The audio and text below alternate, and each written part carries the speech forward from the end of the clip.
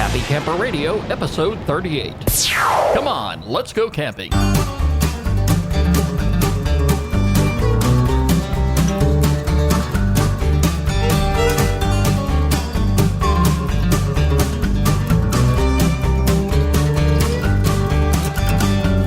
It is so good to be back. Hello, everybody, and welcome aboard the Happy Camper Radio Show. I'm Skip. I am a happy camper. And yes, my friends, you can be one too. We're only a couple of weeks away from Christmas. Have you gotten all your shopping done? All your purchases made? I have. I certainly hope you have too. If not, there's still a lot of great bargains out there for the camper in your life. Check them out in some of the stores, or you can make your purchases online. Still plenty of time to do that before Christmas gets here. Plenty of time to make them purchases and have them delivered and in your hands and on your doorstep right there before Christmas Eve. Our phone number here is 404-537-CAMP. You can give us a call anytime with your camping question, your comment. Just leave us a voicemail message and we'll address them in an upcoming episode. You can like us on Facebook, follow us on Twitter at Camp Talker, and add us to your circles on Google+. Of course, every one of our social media icons are available right there on our homepage, which is www.happycamperradio.com. It's time to light our campfire, gather everybody around. This is a great place to be. It is great as far as the weather is concerned. You know, I love the summertime fires, but for some reason I love the fall and winter fires where there's a bone-chilling temperature in the air and just the idea of bundling up and cuddling up next to that fire. There's just something about it, folks, that I really enjoy. I don't know about you, but for me, I mean, that along with a very hot beverage in my hand, I mean, you can't ask for anything better than that. All right, folks, well, as I have promised, we have our Family Camping and Adventure Forum online now. Yes, this is a place where you can go to talk about camping any time of the day or night. Even though our show comes to you once a week and we enjoy having you aboard and we enjoy sitting here talking about camping, there's nothing better than being able to, at the very last moment, with nothing else going on, being able to reach to your website and pulling up the Family Camping and Adventure Forum. I built this forum here based on the same principle as I did this show. It is a family-oriented camping environment, meaning it is family-friendly. You can invite your brothers and sisters, you can invite your kids, you can invite your grandmother, your grandfather. Anybody can participate.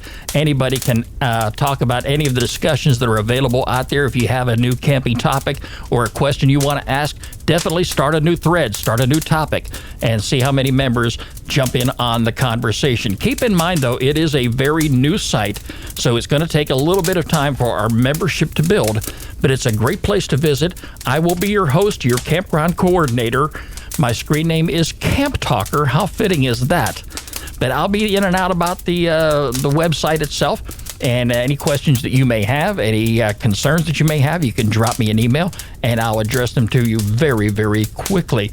But sign up right now. It's the Family Camping and Adventure Forum, and you can find it again right there on our homepage or any of our social media sites. I want to take a moment now to give a few shout-outs here.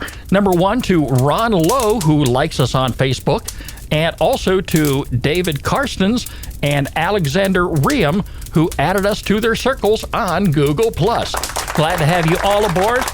Glad to have you as listeners of the Happy Camper Radio Show. I have an interesting topic here this week, and I'm kind of going to step off the beaten path for a moment.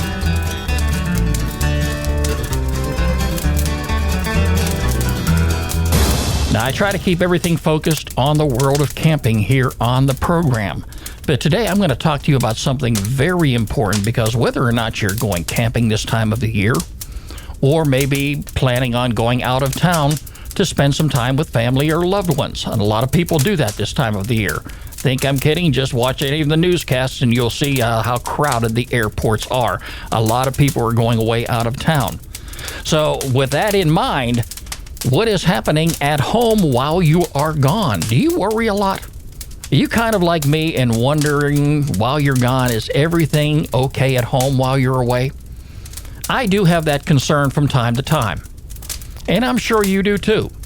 So whether you're going on a camping vacation or you're taking this time of the year to spend it with family and loved ones, you need to make sure that everything is safe and secure at home while you're away. And that's what we're going to talk about today. For that matter, I'm going to go ahead and put on my law enforcement thinking cap because, as I explained in one of our very early episodes when we first got the podcast underway, I'm a retired law enforcement officer, and one of my specialties in the law enforcement profession for the past 10 years of my career was I was out there in the community and I was giving speeches on home security. I was involved in the community, and this is one of the topics of discussion that I got involved in with several community groups, with several neighborhood planning units. And some of the information that I shared with them, I'm going to share with you today because home security is very important. The last thing you want to do is open your door to thieves and crooks while you're away. I'm not saying that everything that I'm going to provide to you today is going to provide 100% security, and no matter what I encourage you to do, it's going to stop criminals dead in their tracks. That's not going to happen, but it definitely will cut down on the likelihood that something is going to happen while you are away and you don't make your home an invitation for crooks to break in while you're gone. Now, again, it doesn't matter if you're going away camping or you're going away for the holidays. You want to make sure that your home is safe and secure. Preparing your home is just as important as it is when you're preparing for a trip to go away. You want to make sure certain things are in place. I can tell you on many different occasions when Friday got here and I got off a little early in the afternoon, my main goal was to get on home, load the gear, which was already sitting by the door, load it into the truck, and head on out. And sometimes we can get caught up in that routine without even stopping to think about, hey, did we go ahead and set the alarm? Did we make sure all the doors are checked? Did we double check them? Did we triple check them? All right. So we got to make sure that all of those things are done long before you go. Now, this time of the year, and this is why I'm waiting till this time to go ahead and bring you this presentation, because in about a week from now, there will be some of you out there, our listeners, who will be going away to spend time with family and loved ones. I want to help you prepare your home so that you're not going to make it vulnerable for criminals to break in. This is the time of the year when break-ins are up. Why is that? Because thieves know that this time of year, you are out there shopping. You are out there buying some of these expensive items. Some of these items may be under the tree in your home. In some cases, depending upon how small your kids are and they still have Santa Claus on their mind, they may be stored away in a closet somewhere. But some of these valuable items are what the thieves are going to be targeting. What are they after? They're after the flat panel televisions, the Wii games, the Xboxes, the PlayStations, electronic items, things that they can move very quickly. And of course, some other expensive gift items too. It may not be an electronic item, but if it looks expensive, it may be in the crook's hands and out the door and never to be seen again if you're not careful. Now, what makes a home a target for thieves? Let's talk about that for a moment here. Number one, inactivity in and around the home. Does the home look vacant? Does it look like it has not been lived in for a while? And when I mean a while, I mean even 3 or 4 days. There are some things that will be evident to people who may drive by your home. Now, in some cases, thieves may go ahead and randomly target a home. In some cases, they may drive through the neighborhood and case the neighborhood out to look for a home to break into. You don't want to make your home vulnerable. Are the lights turned off all hours of the day and night inside the home? If it is perfectly dark, that's an indication right there that nobody is home. How about stacks of mail in the mailbox? Just because your mailbox is closed, what's to stop a thief from pulling on up there and looking around to make sure he's not being watched and opening and closing your mailbox real quick to see if there's any mail in there? In worst case scenario, they may take all of your mail while you're gone. How about newspapers piling up in the driveway? This is another indication. Although you may not have to worry about that this time of the year, depending upon what region you live in, has the grass been growing? Has it been ignored? Has it not been mowed? How about vehicles in the driveway that are stationary and they have not been moved in several days? Also, another thing crooks are going to look for, business cards and notices posted on the door. Let's say you have a home business. Say you have customers that come to your home. They may not realize that you're out of town, and they may leave you a message. They may not even be thinking and put their business card in the door. If those business cards and notices are sitting on the door and nobody has picked them up in, say, maybe 3 or 4 days, there's an indication right there that nobody is at home. So here's some of the things that the crooks are going to be looking for when they're out there casing a neighborhood, looking for a home to break into. You want to go ahead and cut down on these options. You want to cut down on some of these things for the bad guys to look at. Now, before going out on a trip, let's step back a little bit here. Before going away on a trip, on a camping trip, on a weekend vacation, or a week-long vacation at grandma's and grandpa's, which a lot of people are going to be doing this time of year, you want to make sure that your pets are taken care of. If that means putting them in a boarding environment, which is something I'm not in favor of doing if at all possible. I believe pets really are accustomed to their current environment. I would hate the idea of leaving them at a shelter somewhere where they've never been before, where most likely they're going to be in a cage, and you're going to walk away, and I don't even want to try to think about what's going to go through a pet's mind when you leave them there. So if at all possible, make sure that your pets are looked after.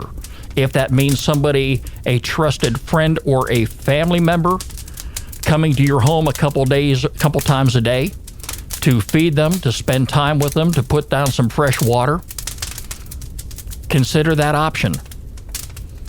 Now, if you have a dog, and if I did have a dog, the dog would be going with me no matter where I went, because your dog is going to be your companion for life, as long as that dog is going to be around. Cats, on the other hand, are a different story. Now, I have cats at home, and I can tell you this about cats. Cats are more accustomed to the environment that they live in. They are very low maintenance. If you take care of them, all you have to do is drop by a couple days or have somebody drop by a couple times a day to make sure that they're looked after and make sure that they have food and water, and to spend a little bit of time with them.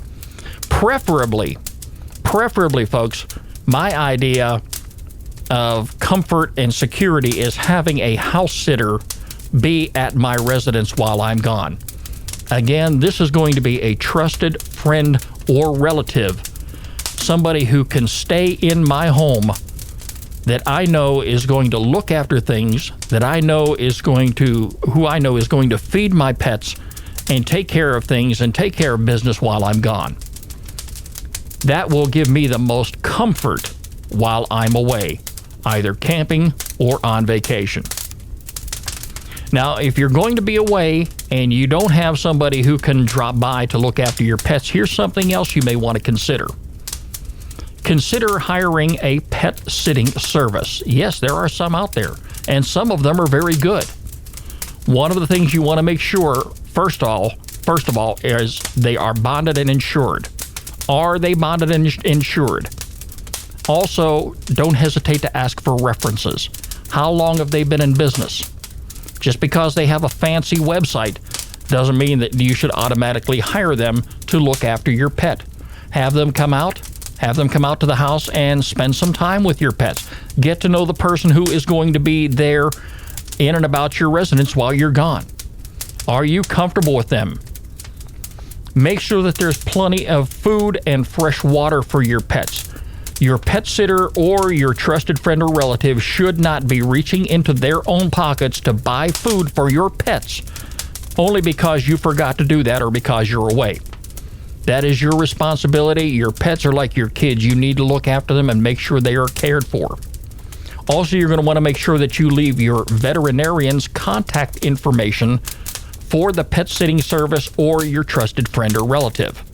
In the event there's an emergency, they need to be able to take your pet to the local vet, and they need to get in touch with you, so make sure that there's an emergency contact number for you too while you're away.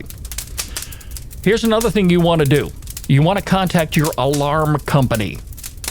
Do you have a home security alarm system installed in your residence where if a window is open, a door is open, it automatically activates the alarm and sends a signal to a company who contacts you to find out if it's a false alarm or if you have an actual emergency? You want to let them know that you're going away also. It's not a good idea to just assume that the alarm system is going to go off and they can't reach you, so they're immediately going to contact the police. That's going to waste a lot of time. So let the alarm company know that you're going away on vacation. This way, if there is an actual alarm and nobody is expected at your home while you're gone, they can immediately notify the police and get them out there as quickly as possible. Also, depending upon where you live, if you live in a smaller community like we have out here, you can contact your local police department and request a drop-in while you're gone. And what they very simply do is they send an officer while he's out on routine patrol, and he stops by your residence and checks things out and pulls on the door, make sure everything is fine, everything's locked up. And you can do that very simply by making a phone call. And in some cases, you can go to the police department's website and make that request right there online. But get in touch with your local police department and see if they offer that type of service to their citizens. Maybe in a big metropolitan area, they may not have that available, but in some of the smaller communities, they do. Here's another thing you want to consider too: postponing your mail and newspaper delivery. I've never had much luck with this, folks. Even though I went ahead and postponed the mail and the newspapers, they, for some reason, still were delivered while I was gone. So if this is going to happen, if you can get a trusted neighbor maybe to gather up your mail and your newspapers for you, that will be a definite plus. Here also is another important thing. Never change your voicemail messages on your phone or your answering machine to indicate that you are going to be out of town. Don't do that. That right there is an indication that you are going to be away and you will be returning on such and such a date. Leave your voicemail just as it is. If it says I'm not available to talk to you right now, then let it at that. And get back to your party whenever it's convenient for you. Try to educate your kids also. Now, kids get very excited. I don't care if you're going camping or I don't care if you're going out of town for Christmas. But a lot of times when that time approaches, they get very excited and they like to share this information with their friends. I'm going to Grandma's house over in Wisconsin. Come Christmas time, we're going to be gone for a whole week. So what do? They share that with some of their close friends, and you never know when one of their close friends are going to share that information with one of their other friends. Hey, John is not going to be at football practice this week because he's going to his grandmother's house in Wisconsin. And next thing you know, that trusted friend is sharing it with somebody else. And the next thing you know, it's all over town that you are going to be going away. So, I know kids are excited and it's going to be very difficult, depending upon their age, to keep them settled down. But the bottom line here is you don't want to spread the world your information that you're going to be leaving town. You don't want the world to know that. Okay? So keep that in mind also. Your exterior doors on your home. This is something else I want to chat with you about for a moment too. Every one of your exterior doors, front door and back door, should be made of a solid core structure, meaning it should be heavy wood. Your interior doors in your home are hollow core.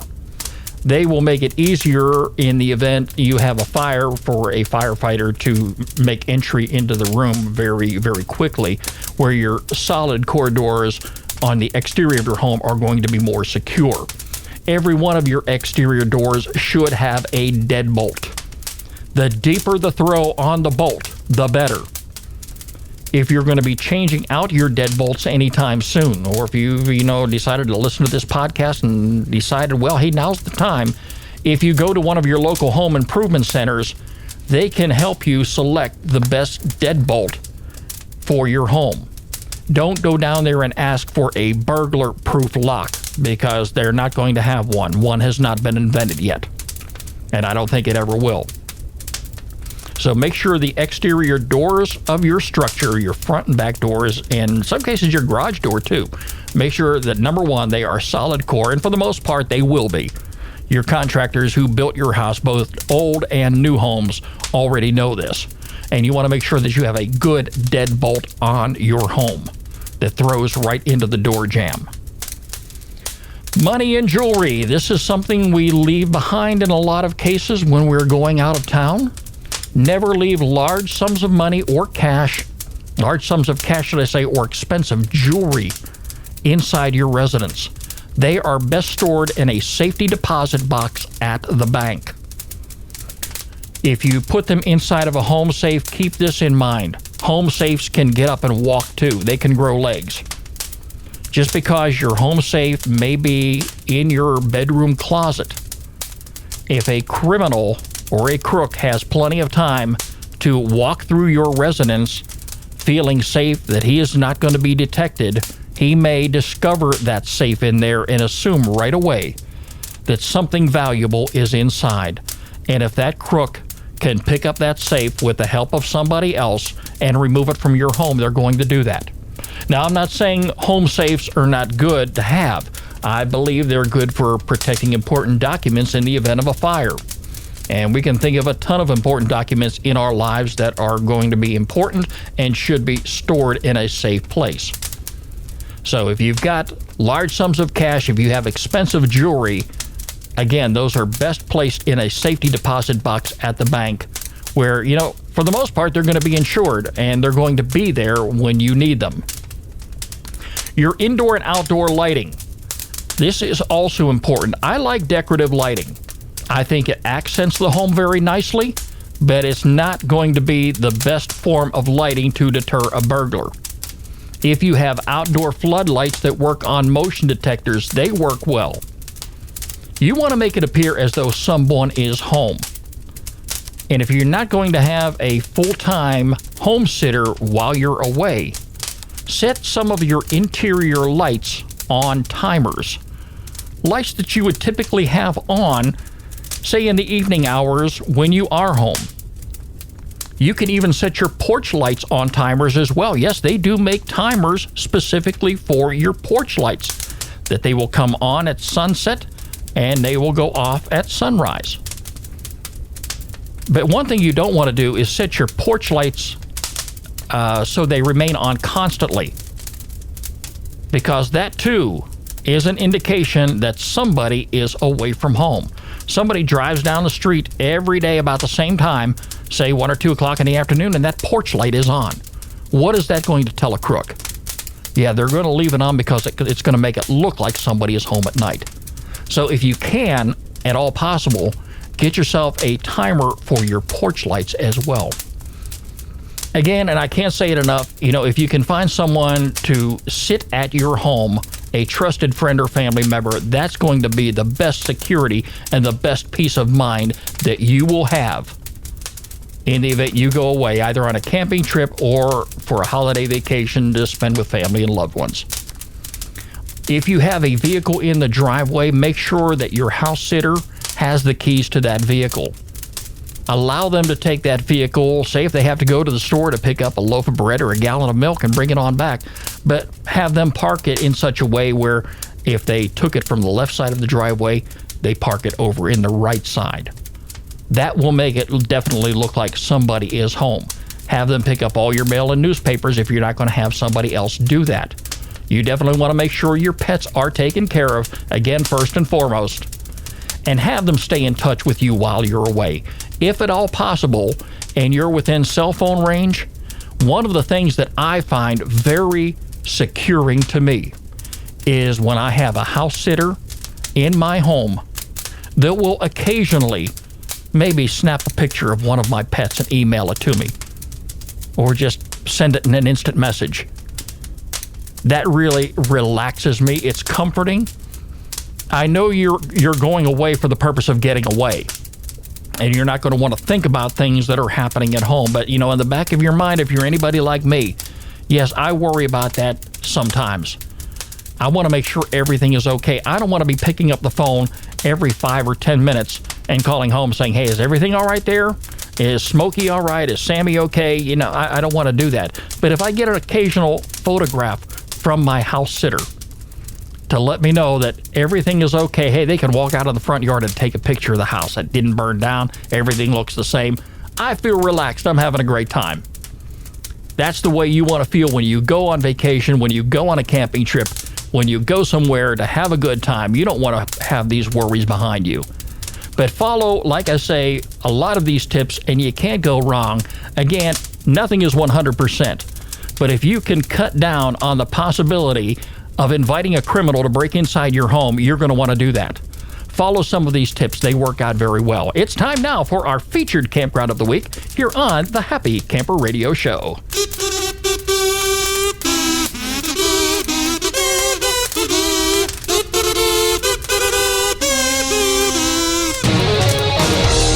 This week we are going to the state of Arkansas, to the Arley Moore Campground. It is open year-round with 59 sites. It is the place to be if you're looking for wintertime camping. I come across their website early this morning and I says, wow, this has got to be a great place to visit. If you're visiting Arkansas this time of year, check it out. It's on our webpage under the Featured Campground tab. The Arley Moore Campground sits on the northern banks of DeGray Lake in the foothills of Shaquata Mountains. Hikers in the Arley Moore particularly find this inviting. In the past years, the National Recreation Service selected Arley Moore Interpretive Trails as one of the America's top 25 hiking trails. You can't go wrong with that. It is a great place. Check out the pictures on their website right there. They have boats, water skiing, kayaking, water sports. It's all part of that big lake activity out there, and you really can't go wrong. The lake is stocked with a variety of game fish if you're into fishing. Hybrid striped bass is a plus out there. It is well-stocked, a well-stocked lake. Numerous hiking and horseback trails throughout the area. They have a lot of great amenities right there on their website for you to consider, too. They have accessible sites, amphitheater, beach access, boating, drinking water. If you're bringing your RV or motorhome, they've got dump stations there, electrical hookups, interpretive trails. Check out the playgrounds. It's a great place to visit if you're looking for wintertime camping. I don't know if I would go swimming this time of year in this kind of weather, but, if you're looking for a great camping destination, you might want to go ahead and check this out. It is the Arley Moore Campground in Arkansas, and it is our featured campground of the week right here on the Happy Camper Radio Show. And as always, if you have a campground that you would like for us to feature on the program, all you've got to do is drop me an email, Skip, SKIP, at happycamperradio.com. Make sure that you include a link to the campground's website so we can post it right there on our homepage, and our visitors can click on the Featured Campground tab and take a look at it also. You know me, I'm always looking for a new camping destination somewhere in America that I can lay my head down and enjoy the great outdoors. Folks, that's about going to wrap things up for us here on today's show. Glad to have you on board with us. Again, keep some of these safety tips in mind. They're going to be very helpful to you in the event you are going away, whether you're going camping, whether you're going away for the holidays to visit family, friends, and loved ones. And if you haven't already finished your Christmas shopping, get out there and do it. You still have a little time. Don't forget, you can catch us online anytime at www.happycamperradio.com. You can like us on Facebook, follow us on Twitter at Camp Talker, and add us to your circles on Google+. The Happy Camper Radio Show is a presentation of Skip Huber Productions. I'm Skip. I am a happy camper, and no question about it, my friends. Do this as long as I have, you will be one too. We'll catch you next week. You're listening to Happy Camper Radio.